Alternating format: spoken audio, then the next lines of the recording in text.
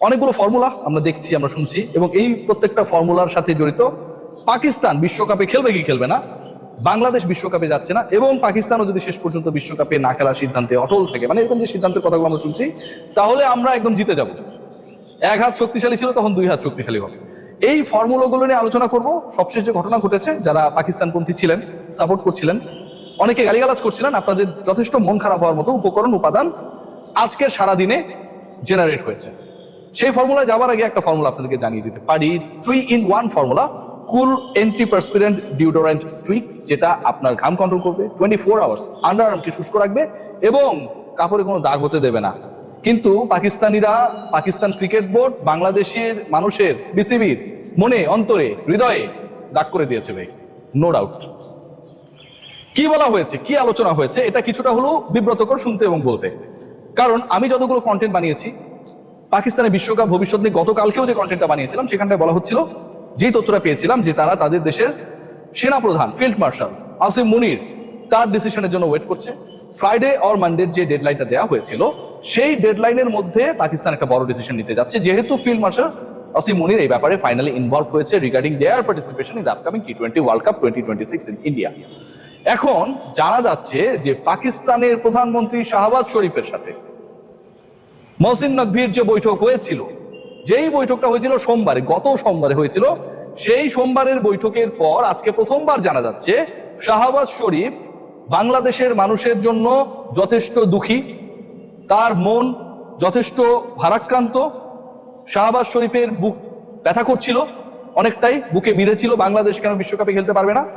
কিন্তু সেই ব্যক্তি বলেছে, যখন পাকিস্তান অংশগ্রহণ করবে না এবং এই নন পার্টিসিপেটিং নেশনে পরিণত হলে পাকিস্তান ক্রিকেট বোর্ডের, ইনফ্যাক্ট পাকিস্তান সরকারের যেই ফিনান্সিয়াল লসটা হবে, এখান থেকে এখানে নামবে, সেটা তারা কনসিডার করবে না। সেই ফিনান্সিয়াল লসকে তারা গ্রহণ করে বাংলাদেশের পক্ষে ভাইয়ের পাশে এসে দাঁড়াবে, এরকম ডিসিশন নিতে পাকিস্তানের প্রধানমন্ত্রী শাহবাজ শরীফ আগ্রহী না। মানে বাংলাদেশের মানুষের জন্য তার বুকে ব্যথা রয়েছে, সেক্লো, ফিনিক্স, ম্যাক্সপো, অনেক টাইপের যে ওষুধগুলো রয়েছে, গ্যাসের ওষুধ খাচ্ছে নিশ্চয়ই, কিন্তু সেই ব্যথাটা এতটা না যেই ব্যথা আসলে তার অর্থ হারানোর জন্য হচ্ছে। So Pakistan is going to be the participant of the upcoming টি-20 ওয়ার্ল্ড কাপ। এর আগে পরে যে ঘটনাগুলো ঘটবে এবং ঘটেছে, সবগুলোই মোটামুটি নাটক বলতে পারি আমি। দেখুন, কারো পক্ষে বিপক্ষে বলছি না। End of the day Pakistan যেই সিদ্ধান্তটা গ্রহণ করছে, আপনারা সবাই সেই সিদ্ধান্তের ব্যাপারে জানছেন বিভিন্ন মিডিয়ার মারফতে, সেই সিদ্ধান্ত আপনাদের সাথে শেয়ার করছি। They are not intend to support Bangladesh regarding that case when they will not participate like this country. Second point, যেটা পাকিস্তানের ক্রিকেটার কবে ফ্লাই করবে, ক্রিকেট টিম সাব স্টাফরা কবে ফ্লাই করবে, এয়ার টিকিটও অলরেডি ডান করা হয়েছে।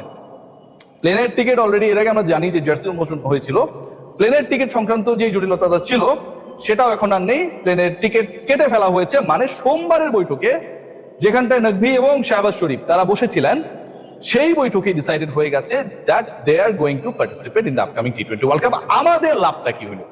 বাংলাদেশের মানুষ অনেক অনেক বেশি খুশি হয়ে গিয়েছিল, বগল বাজিয়েছিল যে ঠিক আছে, পাকিস্তান অংশগ্রহণ করছে, বাংলাদেশ অংশগ্রহণ করছে না, আপকামিং যে ওয়ার্ল্ড কাপটা সেটা মাঠে মারা যাবে। দেখুন, পাকিস্তান কিন্তু দিন শেষে ঠিকই যাচ্ছে, মন খারাপ করছে, বাংলাদেশ যেতে পারলে ভালো হইতো।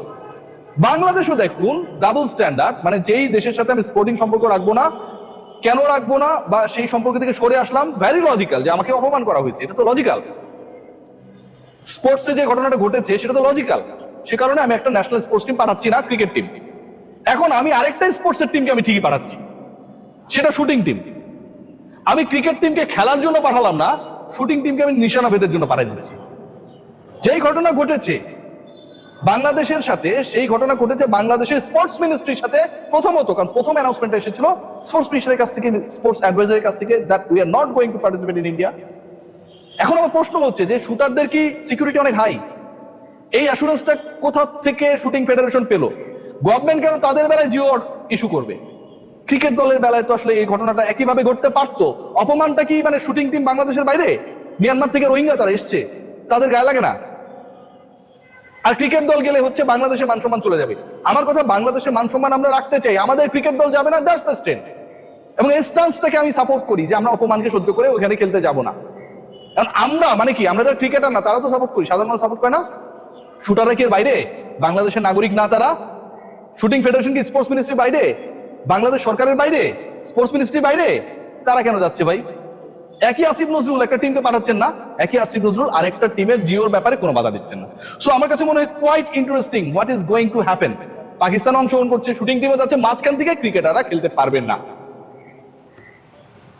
আরেকটা ইন্টারেস্টিং পয়েন্ট, আজকে অনেক জায়গায় এই আলোচনাটা হয়েছে, বিডি ক্রিক টাইম থেকে শুরু করে বিভিন্ন সোশ্যাল প্ল্যাটফর্মে 8 বার জয়শা মহসিন নাকভিকে কল করছে এবং নাকভি একটা কলও ধরেনি। এটাতে আমাদের কি হয়েছে? কি লাভটা হয়েছে? বাংলাদেশের লাভটা কি হয়েছে? মহসিন নাকভি, জয়শা, তাদের মধ্যে ফোনালাপ হইলে কি না হইলে কি?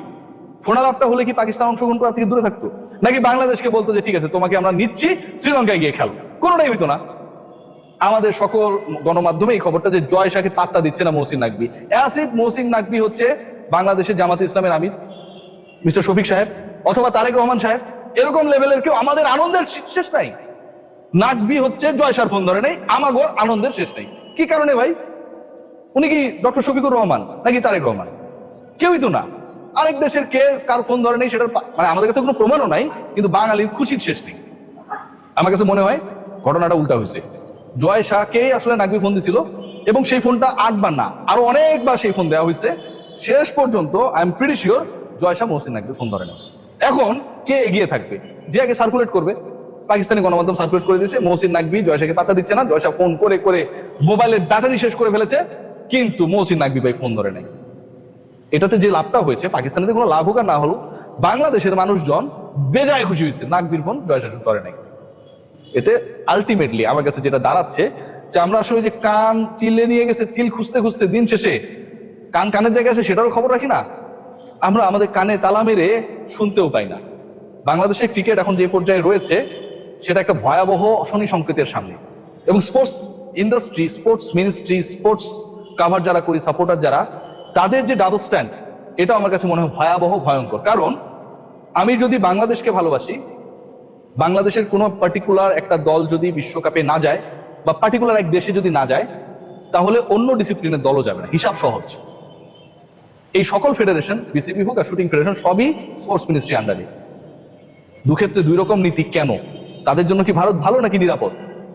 এই ব্যাখ্যা কে দিবে? সবাই ভালো থাকবে।